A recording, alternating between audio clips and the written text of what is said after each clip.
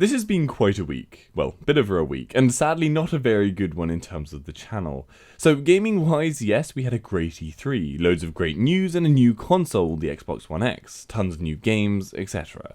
However, I feel I need to apologise for my coverage of E3. See, last year I covered E3 with just a roundup of each main event and no one watched, so I guessed people wanted more specific videos this year. So this time around I decided I'd cover everything that interested me most, with some info on the reveal, news, and my thoughts on it. And of course, there was a lot of stuff to cover, and I hardly slept for 3 days and didn't leave my room for the entire time until I slogged it all out. Only for me to then find out at the end that people apparently really didn't want this type of content for whatever reason, and I lost a lot of subs. Like, last week was a horrific week for the channel. It's very disappointing, and obviously made so much worse by the fact that I put in so much work into the videos. So yeah, apologies. I don't like messing up on the channel, and clearly I made a very bad decision last week.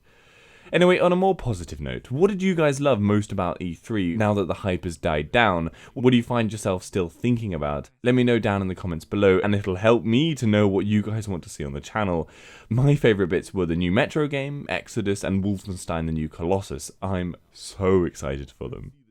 Now, I want to tease something here. I'm finally going to show off my face this week. I wasn't actually planning to do this, but things just sort of turned into a point where I want to do it, so yeah, look out for that video, and you'll be able to judge for yourself if you think the voice matches the face. It's kind of nerve-wracking knowing that a load of people are about to judge me, but yeah, what can you do?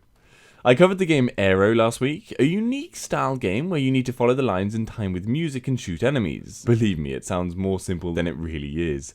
Definitely check it out, as you'll probably be pleasantly surprised. Link to that video and everything else I talk about in the description.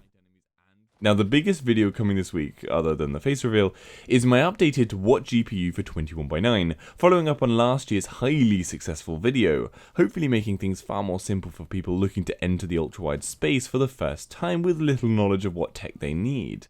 Seeing as both AMD and Nvidia have added to their lineups, it's a very interesting video. We've also gotten a new ultra-wide monitor on the market in the form of the slightly strange 3840x1600 resolution, the Dell Ultra-Sharp U3818DW, a very large 37.5 inch screen. For my full video on that monitor, check out that video linked in the description. I should note, yes, it's 37.5 inches and not 75.5 inches like I managed to say in the video.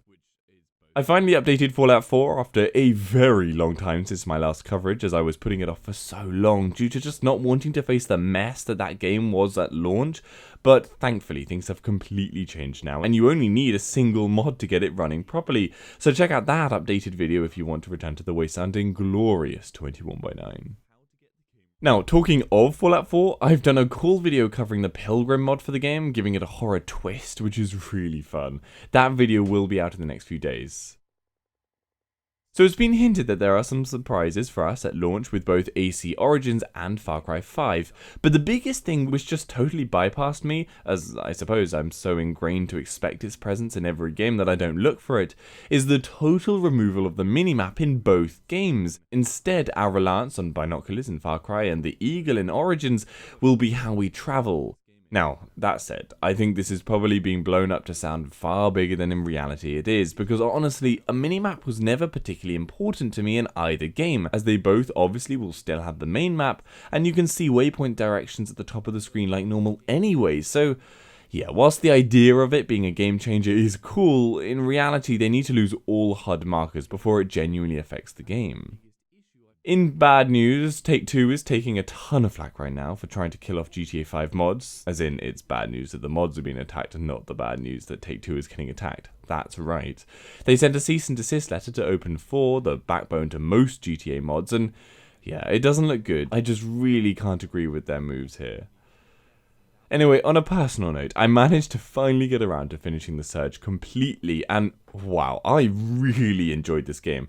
Yes, it has loads of room for development, but for a first game in the series, it's a fantastic title, and I totally hope we get a brilliant sequel, as it totally deserves one. Anyway, for links to anything I talked about, check those out in the description. And if you'd like to see anything 21.9 or gaming or tech related, then head over to my channel page or the WideAsFcuk website. I'm sure there'll be something of interest there. If not, then leave a comment down below with what you'd like to see and I'll try and cover it. And if you'd like to support the channel, the links to my Patreon page are in the description and Amazon affiliate links are there too. See you later.